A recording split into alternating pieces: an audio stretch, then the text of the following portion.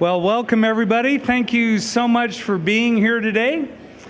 Hope you've all got your meals and your seats and ready to go. I'm Ted Struley, Executive Director of Oklahoma Watch. If this event is your introduction to our organization, you should know that we are a statewide nonprofit investigative news organization. You have hopefully seen our work on our website and in our newsletters, and we make it available to any other media organization that wants to publish it. So you have perhaps seen our stuff in the Oklahoman, the Tulsa World, and other newspapers, large and small, around the state. You'll also hear us on public radio and see us on public and commercial television. When Kelly Fry was the editor of the Oklahoman, she said to me one day that the days of dog-eat-dog journalism were over, and that the only way any of us would survive was if we helped one another. Collaboration has become the heart of contemporary journalism, and we're delighted to welcome several of our partners today: News 9, KFOR, the Oklahoman, the Luther Register, the Oklahoma Media Center, and KGOU are just a few of the many news organizations we work with. And an interesting thing happens when we stop being parochial about our stories. When we cooperate with our industry colleagues, the stories get better. And more importantly, when we reach across the aisle and work together, the public wins.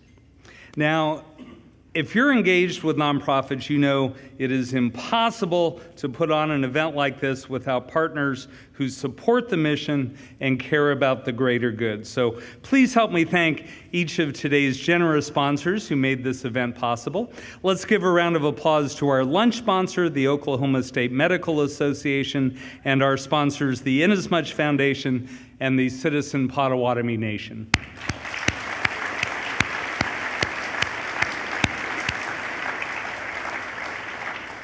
We are also grateful for the support today of the Oklahoma Education Association, the Cherokee Nation, and the University of Central Oklahoma Foundation.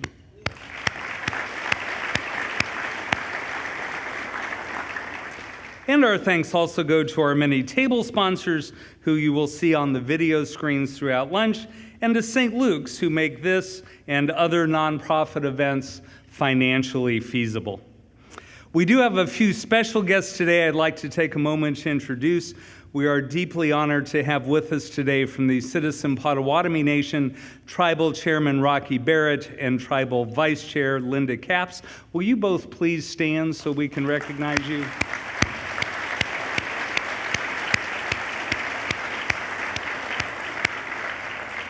We also have many elected officials with us today. If all of our current elected and appointed officials would be kind enough to stand for just a moment, we'd like to thank you for your service to Oklahoma.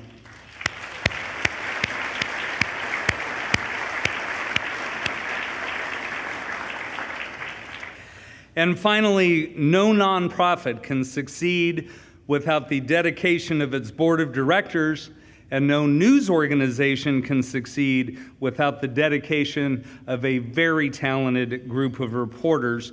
Would the Oklahoma Watch board members and staff please stand for just a moment so we can thank you for your work.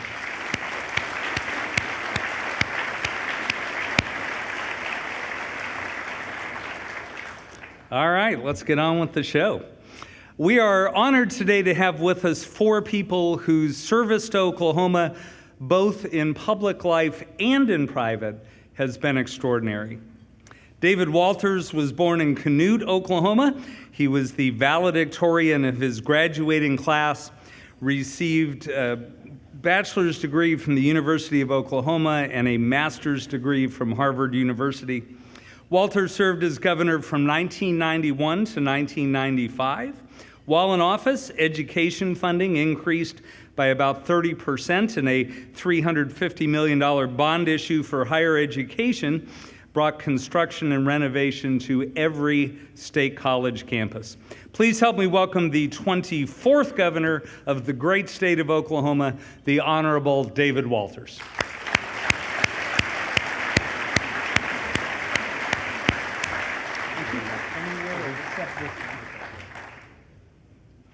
Frank Keating hails from Tulsa.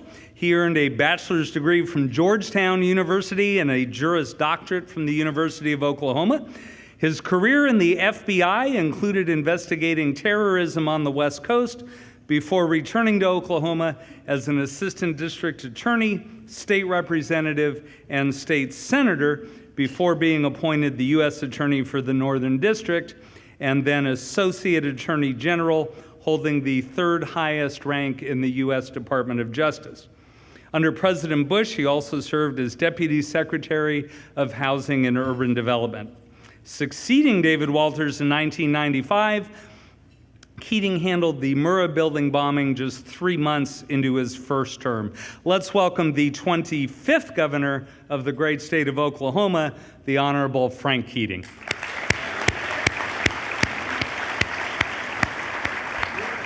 Not here. Not this one. Brad Henry grew up in Shawnee and received both his bachelor's and Juris Doctorate degrees from the University of Oklahoma. He was elected to the Oklahoma Senate, where he served from 1992 until he succeeded Frank Keating in 2003. As governor, Henry signed bills into law that made downloading child pornography a crime, strengthened the financial oversight of HMOs, penalized predatory lending, and placed a moratorium on the sale of water from sole source aquifers. He supported a statewide water lottery to benefit schools. Henry twice vetoed a measure that required women to get an ultrasound before having an abortion, and he created the Governor's Ethnic American Advisory Council. Please welcome the 26th governor of the great state of Oklahoma, Brad Henry.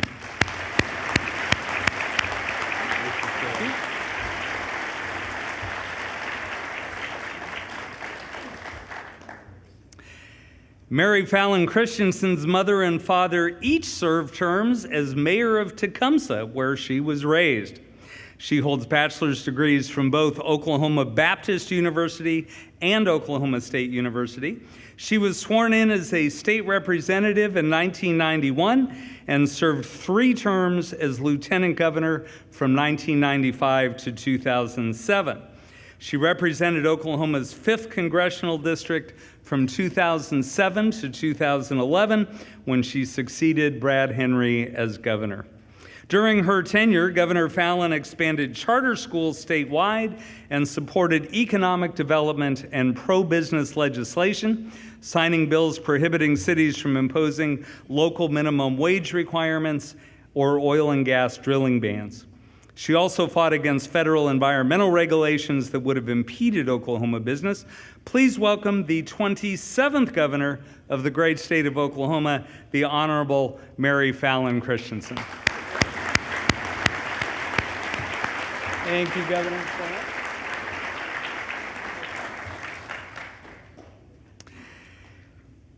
A 2009 inductee into the Oklahoma Journalism Hall of Fame and an Emmy Award winner, Dick Pryor's career included 15 years in sports journalism and more than 25 years in public service journalism as deputy director and news director at OETA.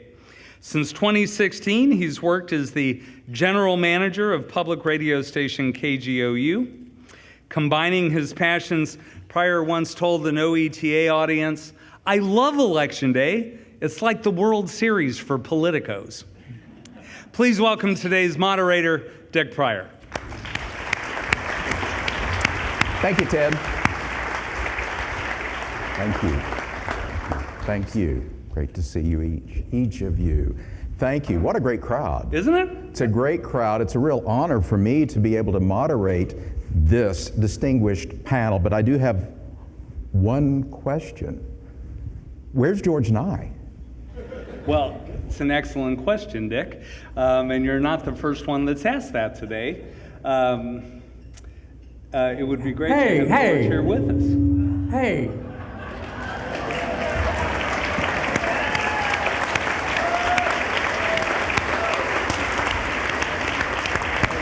Ladies and gentlemen, please rise to welcome the 17th and 22nd Governor of the great state of Oklahoma, the Honorable George Nigh, and the University of Central Oklahoma's Stampede of Sound.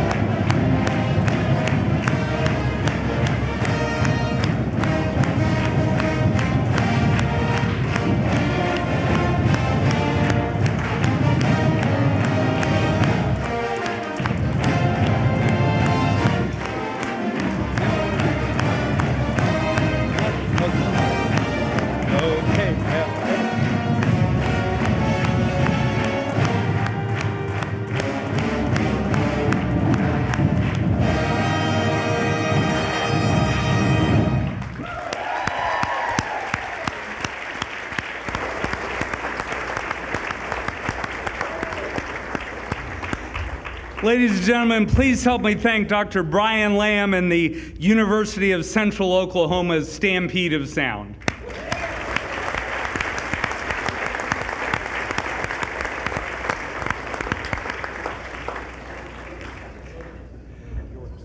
Yeah.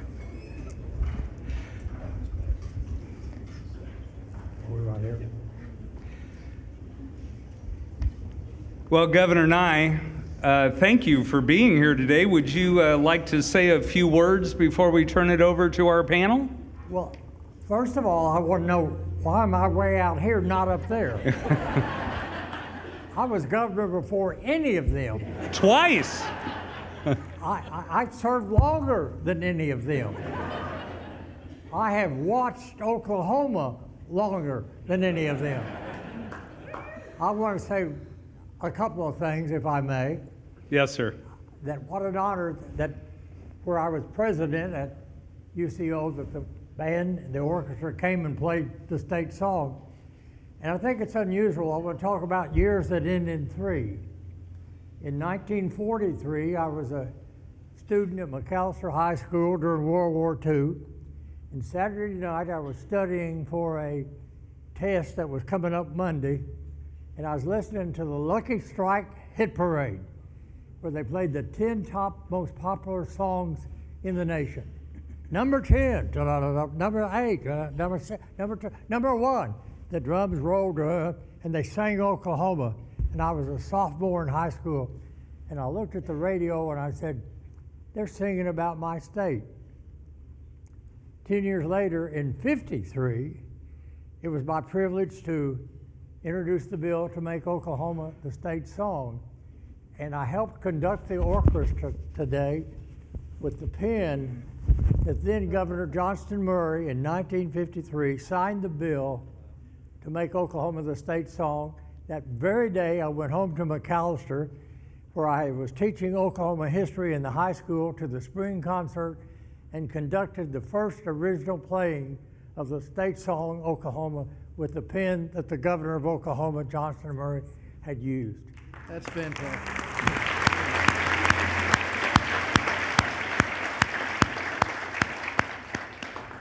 But when we voted on the bill that day in the legislature, I invited a guy to come over to the legislature who lived in Tulsa to sing the song in the House of Representatives, and he came and he sang the song, and the people stood and cheered and all that. And Ridgebond, the only Oklahoman to ever star as Curly on Broadway, had gone to McAllister High School with my 3 older brothers. And I called Ridge and I said, Ridge, I want you to come over and sing Oklahoma. And he told me this story that I want to close with. He said, do you know what the name of the play is? And I said, sure, Oklahoma. And he said, well, now let me get this straight. You know what the name of the song is? And I said, sure, it's Oklahoma. And this is a record from Oklahoma that the holder that I bought back in those days, and still have it, and the record is at home, but I brought the cover because he pointed out what the real title of the play was. And the play was adopted, the musical was adopted from a play written by a guy from Claremore, Oklahoma, Lynn Riggs, and it was Green Grow the Lilacs. And Rodgers and Hammerstein bought the rights and put it to music. They opened off Broadway with Green Grow the Lilacs. And Ridge told me they sat around and said, what's it? They're not very excited about coming to see Green Grow the Lilacs. So they changed the name. And one of the names they changed it to was Away We Go. And they said, well, and Ridge told me that they were sitting around one day thinking they needed a new name for the play. And Mrs. Hammerstein said, well, why don't we name it Oklahoma? That's what it's all about. And somebody in the crowd said, what's exciting about Oklahoma? And Mrs. Hammerstein said, put an exclamation point and call it Oklahoma. So the name of the play that became the most popular play in the world, the name of the play that has the song that became the most popular song in the world, but the play has the exclamation point. And I want to thank these 4 people on the stage for what they've done in public service, not just in politics, but what they've done for public service and trying to keep that exclamation point behind this state. And just think how many people have watched Oklahoma. And so I would say it's appropriate that we honor and hear these 4 people whose life has been to put Oklahoma on the map worldwide. And thank you all for what you've done. Fantastic.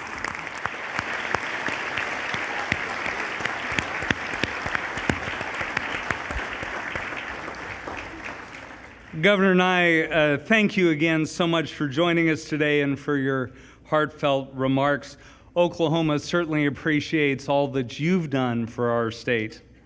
Now let's turn the program back to Dick Pryor and our panelists. Thank you, Ted. And good afternoon, everyone. Thanks for being here. It's a real honor for me to be up here with these people that I have interviewed at one time or another, sometimes many times. And I know that as the moderator with this group of people, this group of distinguished Oklahomans, all I really have to do is say start, and they can handle it from there. But I do have some questions today, so we will go through some questions. But before we get to that, I also want to say, Governor Nigh, thank you for coming today. It's great to see you.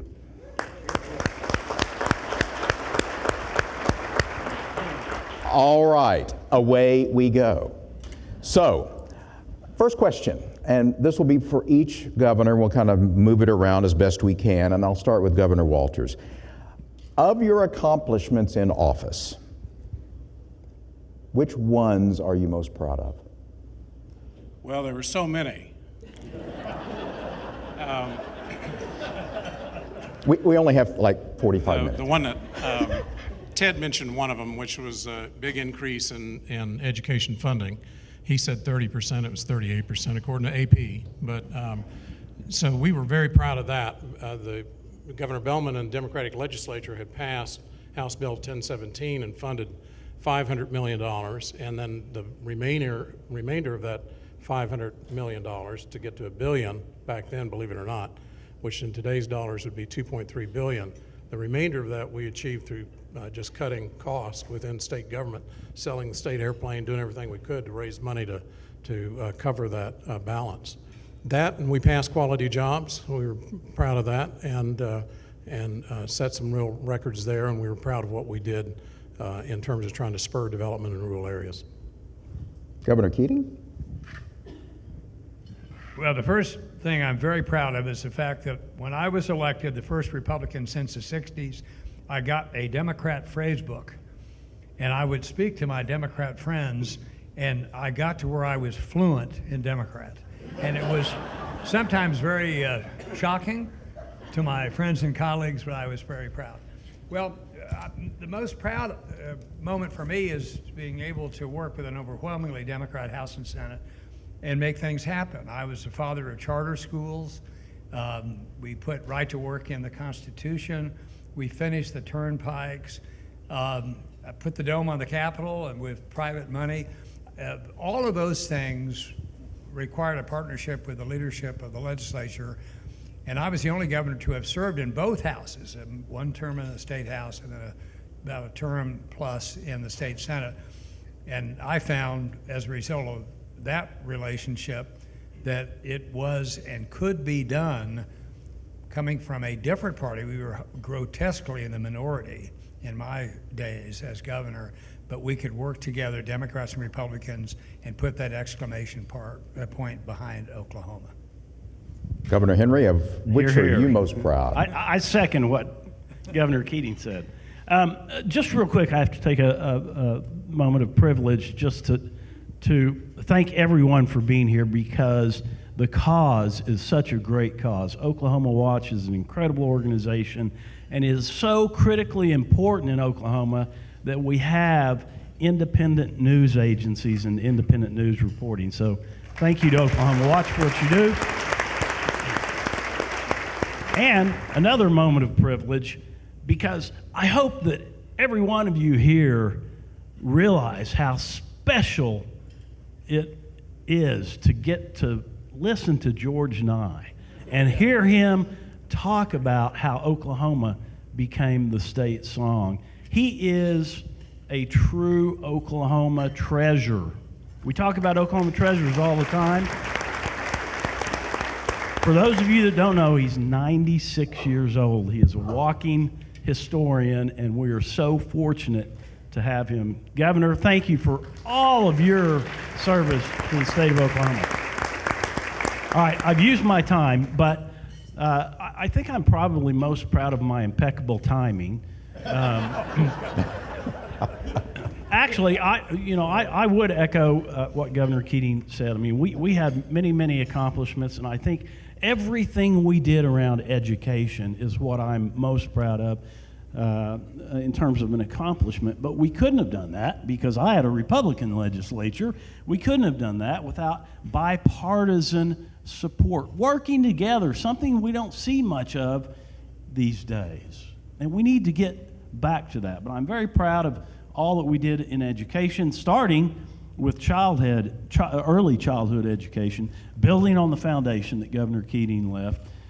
We made kindergarten full day for the first time in our state's history. We paid for full day kindergarten. We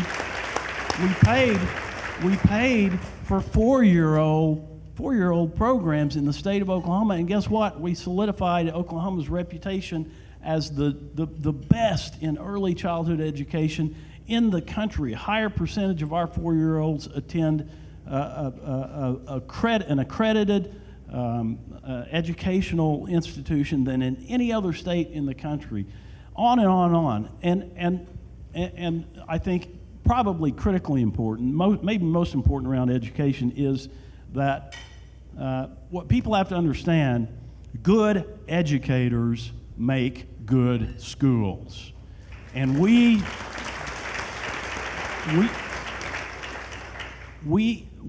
ushered in, I believe, a new level of respect for educators and made them happy to teach again. And I'm very, very proud of that. So I'll turn it over to you, Governor.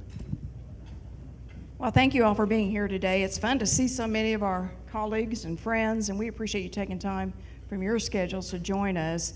I have to say, one of the things I'm very proud of, besides Governor Nigh, which I always enjoy seeing him, he's got great stories, is that when I was governor, I felt it was important, as I think all of our governors have mentioned, to try to bring people together at a table for collaboration, cooperation, friendship, and try to find common interests and ideals that we could work together as Oklahomans. We're all Oklahomans. And so one of the things I really enjoyed was when we would bring the former Oklahoma governors to the governor's mansion for dinner. And I started that tradition. Some of you may have done it in the past, but during my term, we would have all the governors come together, and you talk about great stories. Between all the things that Governor Nigh told, Governor Bourne would tell, all these other governors, we had a great time. But I do think it's important, and we're missing that, especially in Washington, D.C., is to have that collegial friendship.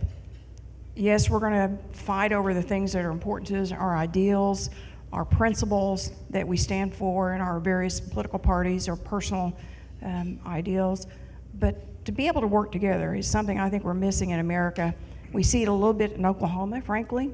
I think we see it across the nation. So I'll just make that one comment that I was proud the governors could get together and become friends, and we still get together. We do different charities together to raise money for good causes like Oklahoma Watch, so I'm proud of that. My most proud moments in office, after 28 years, but as governor, was education, of course. I think all of us will say education is one of the most important things, but at the time I was in office, we had, because time passes and money gets bigger and bigger, we had the largest pay increase ever in the state history for Oklahoma teachers during my term. I had to veto a couple of budgets. I had to make the legislature kind of mad a couple of times. When we brought them back in, and we got the largest pay increase ever for our teachers, over $6,000 a year, and a 19% increase in overall state funding for education. When I came to office, when I was in Congress, we were one of the top worst states in the nation for our roads and our bridges. In my time in office, because we were able to work with the legislature, Democrats and Republicans, to get more funding for roads and bridges and highways, and even the expansion of turnpikes, we fixed 1,300 structurally deficient bridges, repaired them or built new ones in the state, 1,300 in 8 years. Criminal justice reform, I had the opportunity to go to Washington, D.C. 2 times on behalf of the president to testify in the White House. I actually got an email today from the National Council on Criminal Justice, not my first one, asked me to come back up and speak at something in D.C. on Oklahoma's efforts on criminal justice reform.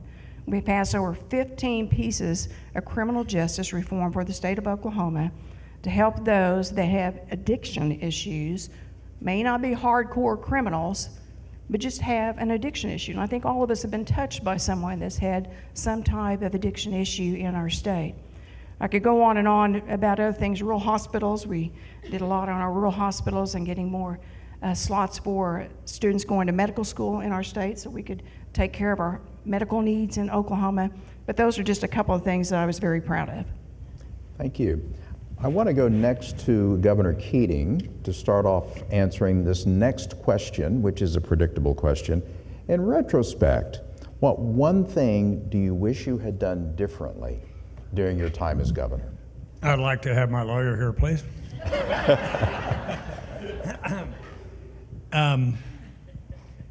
I think the thing that disappointed me is we passed charter school, public school choice and the like, but the academic achievement levels slid. And that really bothered me because we started to spend a lot of money on individual, and I was a tutor, a reading tutor at Douglas High School to seniors in high school that couldn't read. Now, you think about the kind of money we put in for academic performance, and we just didn't get there, and we still have a lot of movement to do. I think that's a regret, because obviously not too many companies want to go to a place where seniors in high school, in some schools, don't know how to read and write. But also, we should never tax people to work. We should tax people to consume.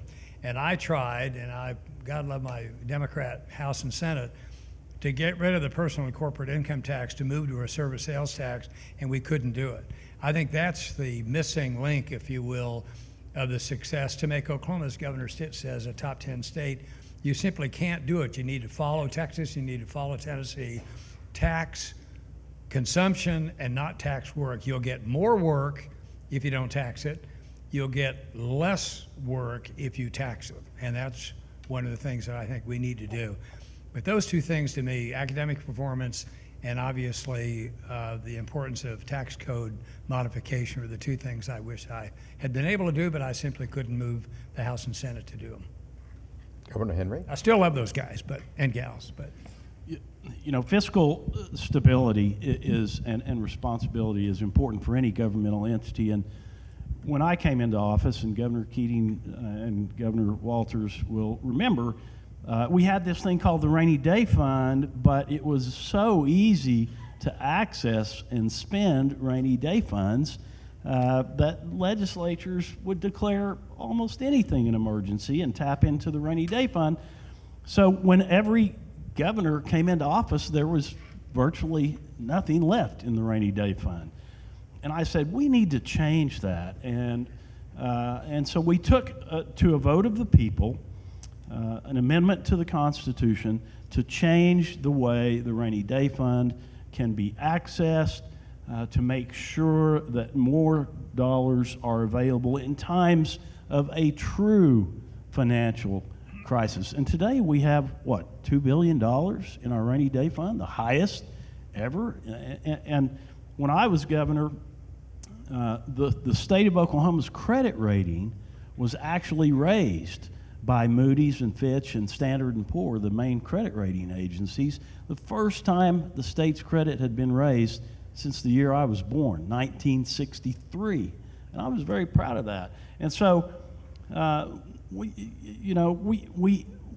decided to do a number of things like that, but we put together this maybe the largest statewide town hall meeting in the history of our state. We were hooked up virtually in every corner of the state, and we listened to the citizens. And then we had a group of community leaders from across the state come together as a steering committee, and based upon that input from the citizens, the recommendation came out of that to create the EDGE Fund, Economic Development Generating Excellence. And the recommendation was to build $1 billion fund just to support economic development in the state of Oklahoma. And it was a very important recommendation. This wasn't my recommendation. It came from a group of community leaders from all across the state. And so we did that. And we seeded the fund with $250 million. What I regret, what I wish I had done different, is done a better job of protecting that fund, even if it required putting something in the Constitution, because literally, the year after I left office, the legislature raided the EDGE Fund, and it was doing really good work. Ask anybody that served on the EDGE board. Some of you in the audience know, but the legislature raided all of the principal from the EDGE Fund and spent it. Nobody even remembers what they spent it on, and it's gone. We don't have that. Today, it could have been over $1 billion, and think about it, with today's interest rates alone, what that would generate that we could put, if we were only spending the interest, much like the trust fund that Attorney General Edmondson set up for the tobacco funds. We were just spending the interest. That principle would continue to grow and grow, and we would talk about fiscal stability and responsibility. That would have been a great thing, and unfortunately, I didn't do enough to protect it. Governor Fallin Christensen, same question for you. I remember those days, Governor Henry, because it was tough. When you left office, we'd gone through the national economic downturn, 2009, 2008, and it was a tough time for Oklahoma. And he's right, the EDGE Fund was spent during that time, and he's talked about the Rainy Day Fund, and this is not anything about him, it's just the way it was in the economy, but we literally had, and some of you have heard me say this 100 times, $2.03. I see my former press secretary in the savings account. That's what we had when I took office that day. And we had a $481 million budget shortfall, and that was my first budget because we'd come through a national economic downturn. Oklahoma got hit, and it was a tough time. So all that to be said, that by the year 2013, we had the fourth fastest growing economy in the nation because the price of oil had gone up. Things were going a lot better for the state. And then again, we hit another economic downturn when the price of oil went from $120 down to $28 a barrel. And the legislature had to start cutting massive amounts of funding for all the different state agencies. And there were times we had state agencies and we had to consolidate a lot of them. They had a 30% cut in their state budget because we wanted to fund education. We wanted to fund important programs for economic development, attracting jobs, and being able to close deals of companies that we had leads in.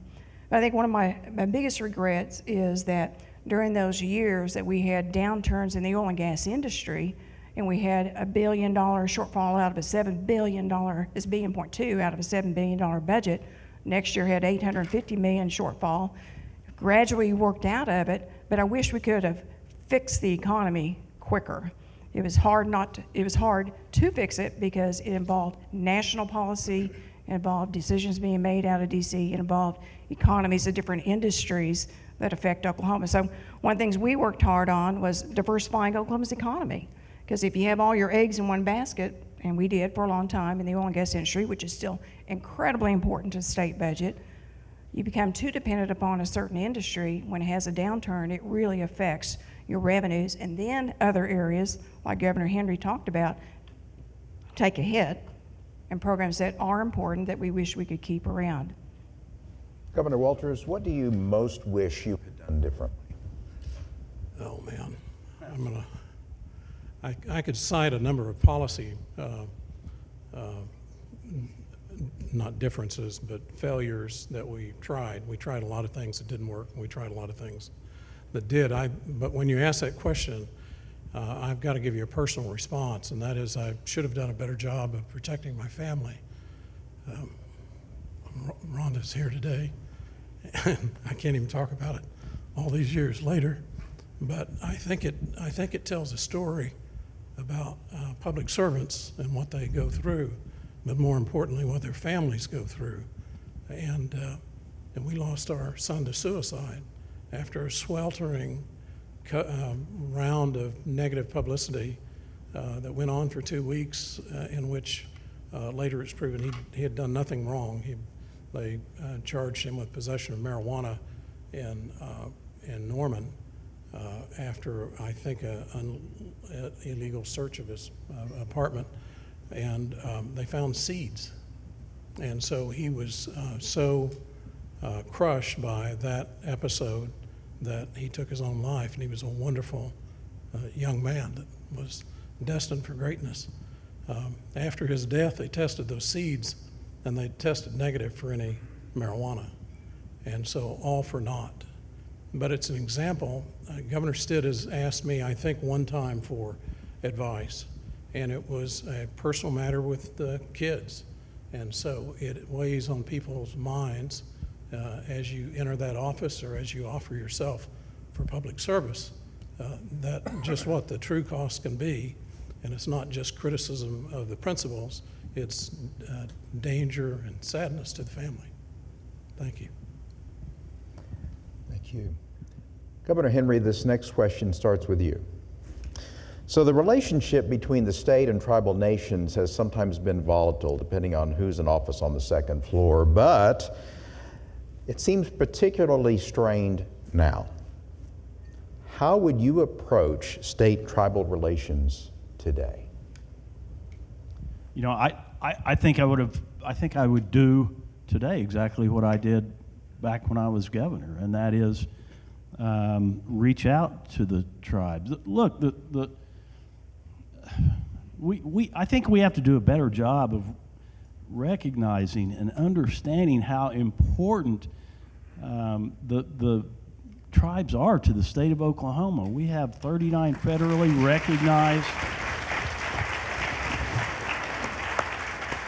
Sometimes we forget about that. Sometimes we forget about all the dollars they bring back to our state, federal dollars, and through economic development. I mean, they do incredible things. And you know, we've had, this is not a knock on the oil and gas industry, but we've had some great energy corporations in Oklahoma that have left our state. They picked up their headquarters and moved to Houston.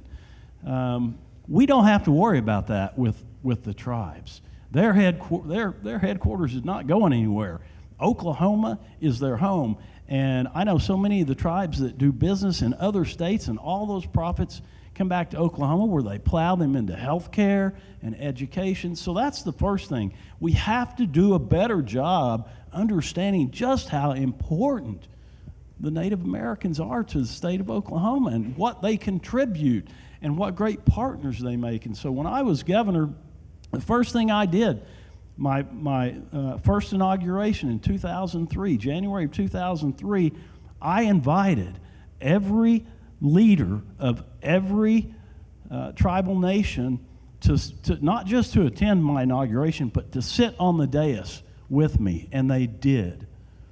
And we had we had Native American performances during my inauguration. We honored that culture and heritage that is so critically important to our state. I just recently hosted a meeting of very impressive individuals from across the United States here in Oklahoma City, and I wanted to highlight some of the great things about Oklahoma City.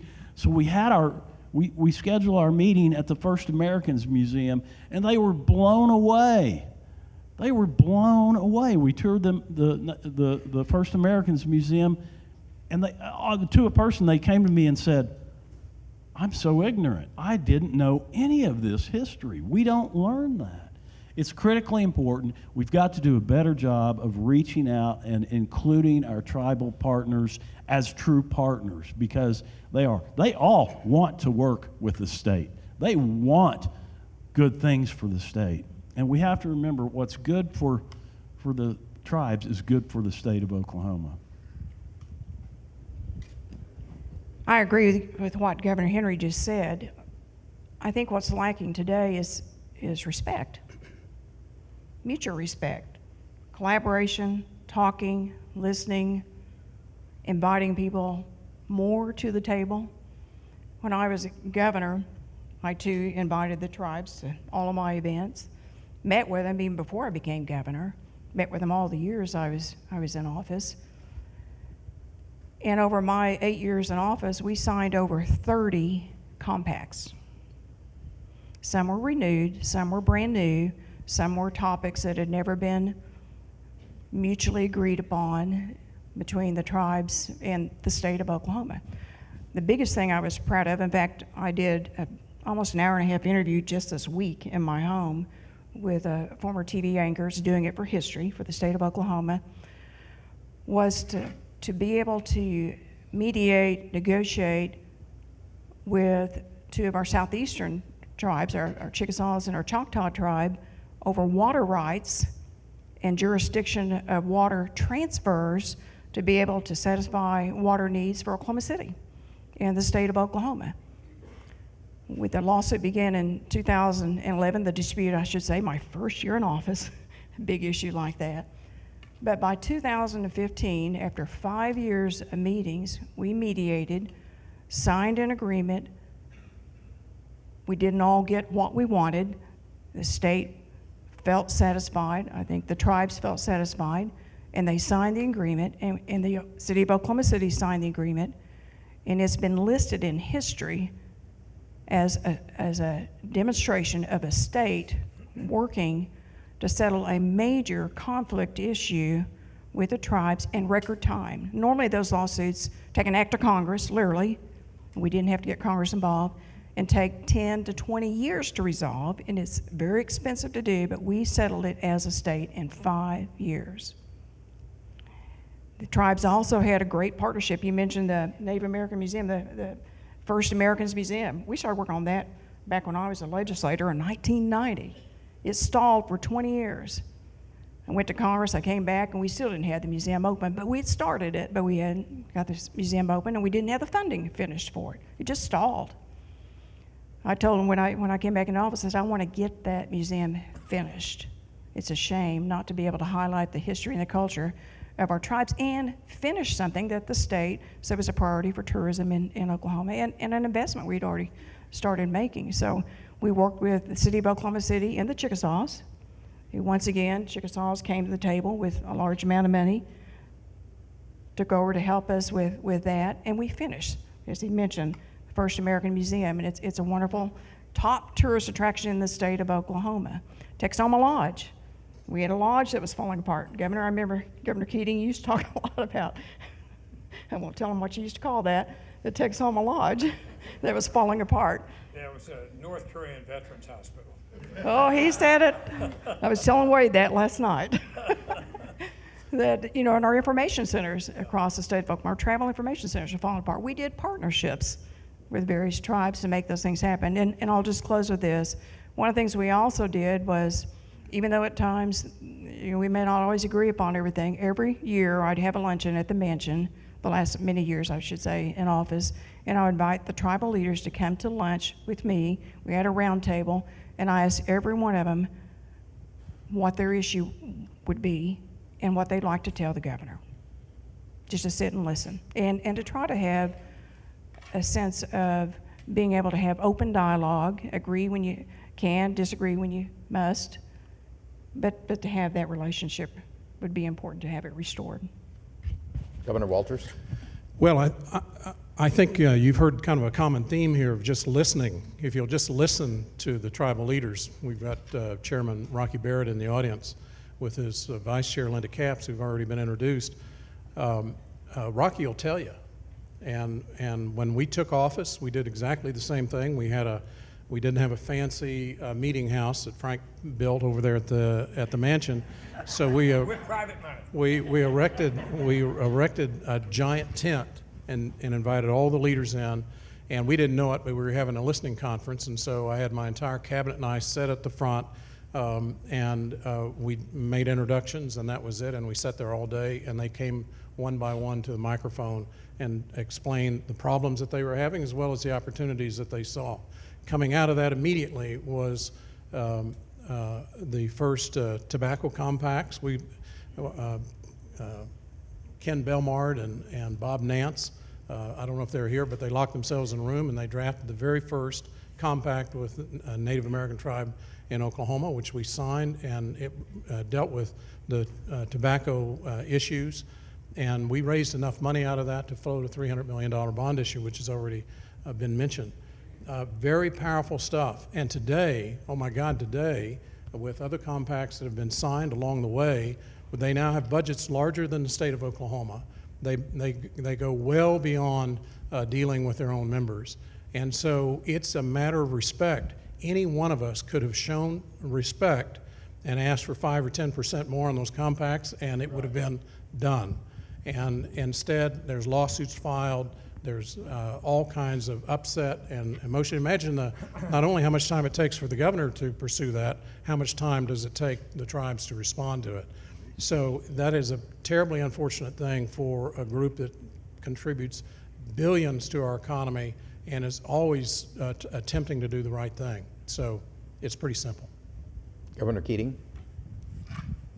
Well, my postscript is pretty well what everybody else has said. On my watch, I was told, I was the first governor, never to sue a tribe. If that's true or false, I don't know, but that's what I was told. But when we did the motor fuel tax, compact, and motor fuel and then the license plate compacts are good examples. My intention as the governor of Oklahoma, partnering with the tribal leaders, sovereignty with a capital S in both of our cases, to say, listen, what we'll do is share the revenue with you from, for example, tags and or motor fuels, but the money that you take must go into roads and highways, healthcare and education within traditional Indian country, so that the citizens of Oklahoma will not be offended that they're paying for highways and you're not. I mean, we're going to have everybody double up together to contribute to what is being done. Well, much later, Jim Guy Tucker, who, as you know, maybe, I hope you do, is the head of the First Americans Museum. When we were, as a matter of fact, Brad and I and our spouses made TV ads to encourage support for the First Americans. But Jim Guy Tucker told me, he said, you should see the Daily Oklahoman in 1908. And I said, what did it say? And he said, isn't there some relationship between you and Andrew Carnegie, the great industrialist in Pittsburgh? And I said, well, my great-granddad was a boyhood friend of Carnegie's and worked for him as the president of one of his companies. And I said, why do you ask? He said, the Oklahoman says that Carnegie said that he intended to build a Native American museum in Sulphur, Oklahoma. This is after statehood, to celebrate the Native American culture, the partnership that should exist between and among all of us. Well, we did it. The first $1 million, by the way, 7 figures that we raised was from the Carnegie Foundation, because they had never heard of this news article. They had never heard that their creator, Andrew Carnegie, suggested that a museum honoring Native America needed to be built in Oklahoma, and we've done it. One thing that's interesting, and I'll close on this note, that all of us should celebrate, unlike many traditional reservation Indians, in the state of Oklahoma, the tribal community, I'm not saying everybody, but the tribal community has the same per capita personal income, education, and healthcare outcomes as the white population. And I think that's an example of brotherhood and sisterhood. There are so many questions, but we're running short on time. I do want to ask one more question. It's a big question, but I'm going to shift into debate moderator mode and say, you have 1 minute. Governor Fallin Christensen, it comes to you, and it's this. Rural health care has long been beleaguered in this state. What's the biggest thing, the one biggest thing a governor could do to improve it? 1 minute. Well, rural healthcare does suffer from lack of workforce, lack of nurses, doctors. It's challenging financially to keep a rural hospital going. One of the things that we did, we enacted the SHOP fee to where we could get more federal funds to pull down. We went from having $171 million we spent on our rural programs to $480 million something during that time period. We allocated 116 new slots for residency programs for doctors to be able to practice in our rural hospitals. They also, let me just say for women, the birthing centers that have closed in the rural hospitals is a huge challenge for Oklahoma. If you're getting ready to have a baby, and even for fathers too, you have children too, closing those rural hospitals and the OBGYN units is a huge problem for the state that we need to work more on. Governor Walters. So I think there's 3 or 4 things. The first thing, not to continue to beat on this, but the tribal nations are the ones that are building new hospitals, new medical schools, for goodness sakes, in Tahlequah, new health clinics all over the state, and not in big metropolitan areas, in rural areas, and in many cases they're accessible to everybody. So working with them, to collaborate with them to expand that, because that's the best thing going on right now in rural healthcare. There's an incentive program that we should put in place that encourages hospitals to do many more referral clinics out in rural areas, and providing for the kind of urgent care center you would need, but then also ease and quick transport to major metropolitan areas. And the other thing I'd mention is connectivity. The legislature, the governor, this administration is setting on $1.2 billion of money dedicated to connectivity that they've been setting on for 2 years. And not only would that impact businesses and education dramatically in rural areas, it would have a tremendous impact on telemedicine and rural medicine in Oklahoma. And it's just almost unforgivable that that money is sitting there while the cost of putting all of that in escalates. And so I hope they will unlock that soon. Governor Keating, same question to you.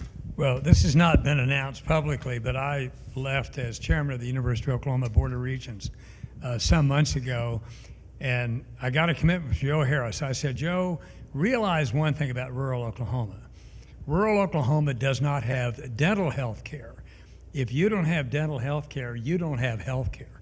Because if your teeth are in bad shape, your body is in bad shape. OSU has the DOs.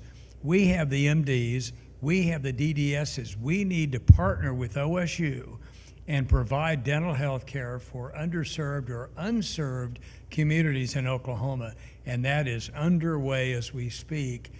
I'm going to be anxious to see how it all works out, but to be able to have service vehicles visit towns that don't have dentists visit towns that don't have sufficient medical health care professionals to serve, to have the OU and OSU family and other families that wish to participate, but OU and OSU particularly, to work together for dental health care in rural Oklahoma, to me is a must. And we were all saluted smartly on the OU board, and I understand OSU is going to do it as well. Governor Henry, what's the one thing you would do to boost rural health care? 1 minute. One thing. Well, first of all, I agree with what everybody else said. It takes resources. Doctors, you got to get doctors in the rural areas, and we have incentives through the Physician Manpower Training Commission, but we probably need to beef up those incentives. Telemedicine is another area. Resources. There it is. Thank you very much.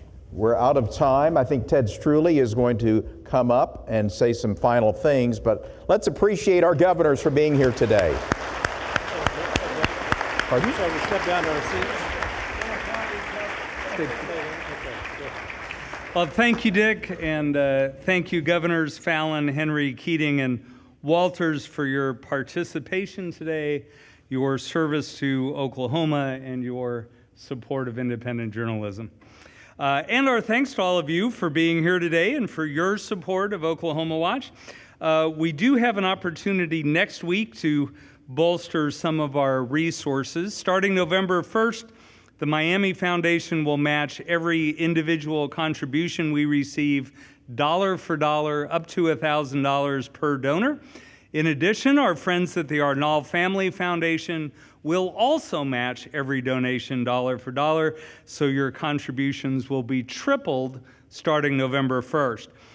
We're also eligible for a bonus if we find 50 brand new donors in November and December. So there couldn't be a better time to support Oklahoma Watch. If you believe in independent journalism, if you believe our state needs a voice for the vulnerable, if you believe we need a watchdog for government and a fair, objective fourth estate, this is the time to give. Almost. We need your support starting November 1st to get the maximum benefit. So if you'd like to, you can point your phone at the QR code on the screen. We've got another one at the registration table. That'll take you to a page that'll let you make a pledge that we will process after that matching period begins on November 1st, so that we get credit during the matching period. Post-dated checks are fine too. We're not going to say no to money. We will use those gifts to help us produce journalism without favorites, falsehoods, or fear. Today's program will be streaming on our website, oklahomawatch.org, in a couple of days. The audio from today will be broadcast on KGOU sometime in November. Watch for that. Please, as you exit, we appreciate the great work Curbside did with the centerpieces today. Arm wrestle, rock, paper, scissors, whatever. But somebody at your table, please take one of the lovely centerpieces. We also have some of our nearly world-famous coffee mugs. Please take one of those with our thanks for coming today. Again, thank you for coming and for your support, and please enjoy the rest of your afternoon.